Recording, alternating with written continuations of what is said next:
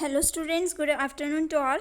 Students, जो कि instructions आई हैं आपकी कि कैसे आपने ओबी मोड को अटेम्प्ट करना है फर्स्ट एंड थर्ड सेमेस्टर के स्टूडेंट्स के लिए। स्टूडेंट्स, ये 16th को नोटिस आया था, बट मेरे थोड़ा इशू था, मतलब कि आईडी पे इशू था, वो डाउनलोड नहीं हो रहा था। तो अभी मतलब मुझे मिला, तो मैं इसलिए अभी थोड़ी लेट अपलोड कर रही हूँ। बट ये इंस्ट्रक्शंस जो हैं आपको फॉलो करनी पड़ेंगी, जो ओबी मोड की। और वीडियो को एंड तक सुनना, ताकि आपको पूरा क्लियर से समझ आए। मैं एक्स्ट्रा बात इसमें नहीं करूँगी कोई भी। इसमें सिर्फ और सिर्फ आपको इंस्ट्रक्शंस ही बताऊँगी, और जो भी प्रॉब्लम होगी आप मेंशन कर सकते हो कमेंट में। फर्स्टली आपको मैं बता दूं, ये इनकी इंस्ट्रक्शंस के अकॉर्डिंगली बोला गया है कि जो भी जितने भी स्टूडेंट्स हैं उनको जिनके पेंडिंग एग्ज़ाम है फर्स्ट एंड थर्ड सेमेस्टर के, जो कि सिर्फ 2020 बैच के हैं, उनके ओबी मोड जो 26 ऑफ अप्रैल को होने जा रहे हैं। हर एक पेपर 2 घंटे का होगा, उसमें 2 शिफ्ट होगी। एक 10 बजे 10 से 12 का होगा, एक 2 बजे से लेकर 4 बजे तक इवनिंग होगा। ये टाइमिंग आपकी 10 से 12 आपकी अटेम्प्टेशन की टाइमिंग है। अपलोड करने का आपका 1 घंटा एक्स्ट्रा आपको मिलेगा, ठीक है। नेक्स्ट है स्टूडेंट्स, क्वेश्चन पेपर जो अपलोड करना है आपने डेट शीट के अकॉर्डिंगली करना है। ये नहीं है कि आप क्वेश्चन पेपर कहीं से भी उठा लो, आपकी आईडी पे शो होना चाहिए कि आपने लॉगिन किया है, और वहीं से आपने लॉगिन करके डाउनलोड करके क्वेश्चन पेपर, जब भी आपका जिस दिन डेट शीट के अकॉर्डिंगली एग्ज़ाम है, उस दिन आपने अपनी ptuexam.com पे जाना है, लॉगिन करना है अपनी आईडी से, और 15 मिनट पहले आपने वहाँ पे लॉगिन करके रखना है। और वहाँ पे अगर क्वेश्चन पेपर जब भी आ जाएगा, वहाँ से आपने डाउनलोड करना है।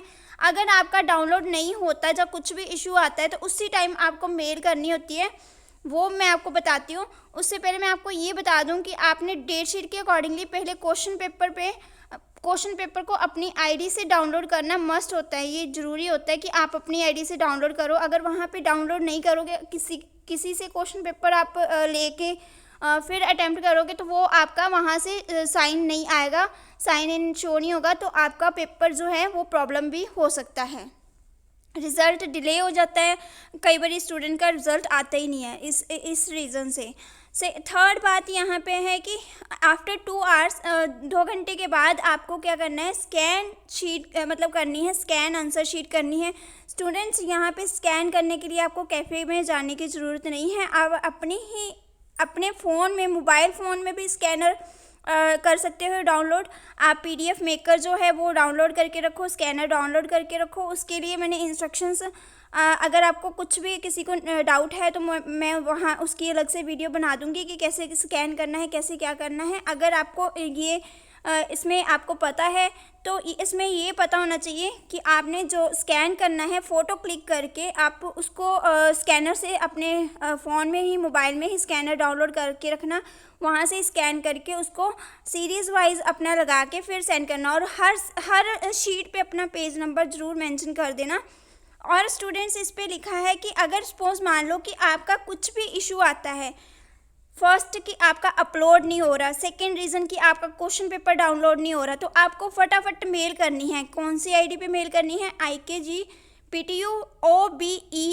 ये देख लो, आप स्क्रीनशॉट ले लो इसका, चाहे आप कैसे भी इसको, ये आईडी अपनी लिख के रख लो। कुछ भी प्रॉब्लम आती है कोई भी उस टाइम पे अपलोड करने के टाइम पे, 1 घंटा है, 1 घंटे में आपने ट्राई करना है पेपर अटैम्प्ट करने के बाद। जैसे 10 से 12 आपने पेपर किया, उसके बाद 12 से 1 बजे तक आप अपलोड कर रहे हो।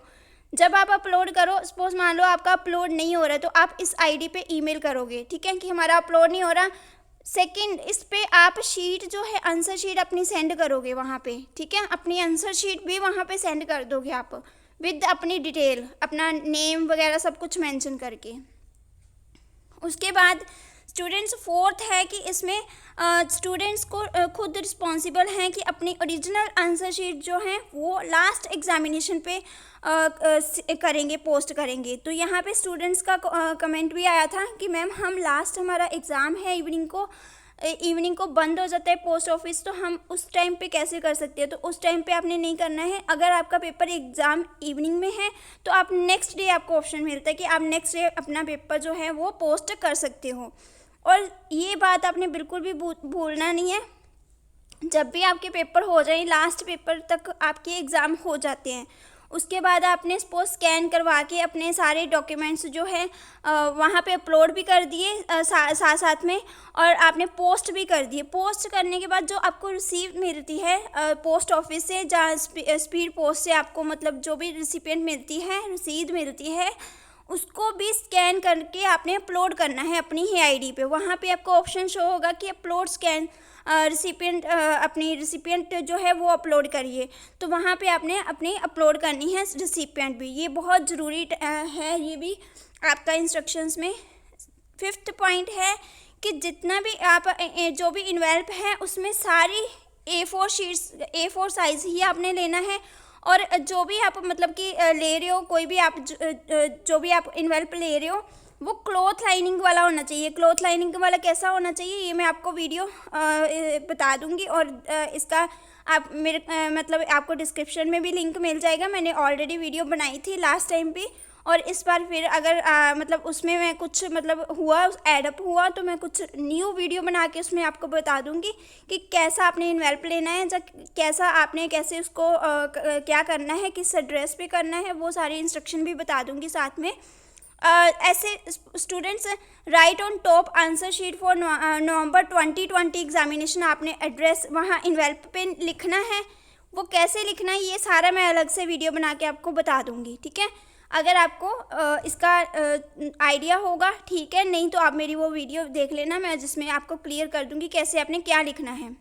तो स्टूडेंट्स यहाँ पे ऊपर लिख के बड़ा बड़ा हेडिंग लिख के answer sheet for November 2020 examination, ठीक है। यहाँ पे आपने कुछ भी नहीं लिखना, रेगुलर एग्जामिनेशन या रिपेयर एग्जामिनेशन कुछ नहीं मेंशन करना। आपके चाहे रेगुलर हैं, आपने कुछ मेंशन नहीं करना है, बस इतना मेंशन करना है। और स्टूडेंट्स यहाँ पे आपने एड्रेस डालना है controller of examination 4th floor, ये आप इसका भी स्क्रीनशॉट लेके रख लो। ये सारा एड्रेस जो है आपने ऐसे ही एज इट इज़ ही ऐसे एड्रेस आपने डालना है। इसमें आपकी एक भी सिंगल भी मिस्टेक नहीं होनी चाहिए। बहुत ये प्रॉब्लम होती है जब आप एड्रेस गलत लिखते हो, तो एड्रेस गलत पे आपकी शीट्स पहुंचती हैं तो आपका रिजल्ट नहीं डिक्लेयर होता है।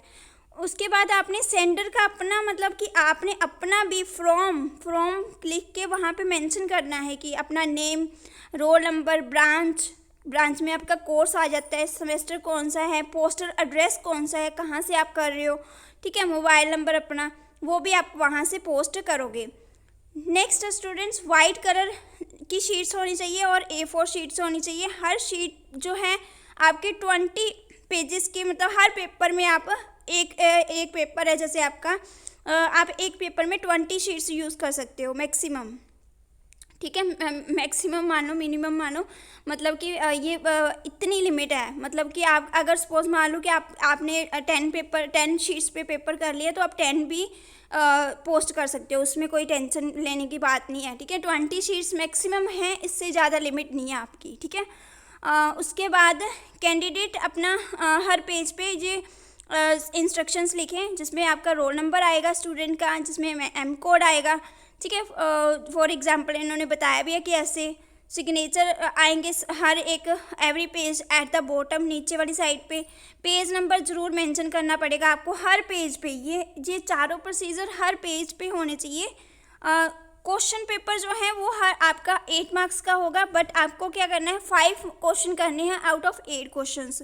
तो हर क्वेश्चन जो है आपका इक्वल मार्क का है, इसलिए किसी क्वेश्चन को ज़्यादा या थोड़ा कम शीट से लगाने की ज़रूरत नहीं है।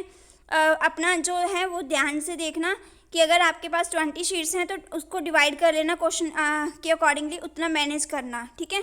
और हर एक पेपर का आपको 2 घंटे मिलेंगे फॉर द राइटिंग, मतलब लिखने के लिए। क्वेश्चन पेपर आपका सब्जेक्टिव ही होगा। नेक्स्ट स्टूडेंट्स, यहाँ पे बहुत सारे बच्चे मुझे पूछते भी थे, लास्ट टाइम पे मैं ये मिस्टेक करी थी, कुछ बच्चों ने ब्लू पेन से लिखा था जेल पेन से, तो जेल पेन बिल्कुल नहीं यूज़ करना, आपने ब्लैक पेन यूज़ करना है, वो भी बॉल पेन, ठीक है। ब्लैक पेन रीज़न बता दूँ, ब्लू पेन जो होता है उसका स्कैनिंग नहीं होता, वो ट्रेस नहीं होता कई बारी। जेल पेन जो स्पेशली होता है, जेल पेन कई बार जेल जो ट्रेस नहीं हो पाती है, इसलिए आपको बॉल पेन जो है वो मस्ट होता है। ब्लू पेन यहाँ पे आप ब्लू पेन से भी लिखोगे तो वो ब्लैक में ही आएगा जब आप स्कैन करोगे डॉक्यूमेंट्स को, तो उसका इतना इशू नहीं है, बट मैक्सिमम ये ट्राई करना कि ब्लैक ही यूज़ करना, ठीक है। नेक्स्ट स्टूडेंट्स 10th इंस्ट्रक्शन में लिखा है कि कैंडिडेट कैंडिडेट जो है क्वेश्चन पेपर जो घर से ही अपनी लोकेशन से ही मतलब अपनी हैंड राइटिंग में ही लिखेंगे और मैक्सिमम जो 20 शीट्स लिखेंगे।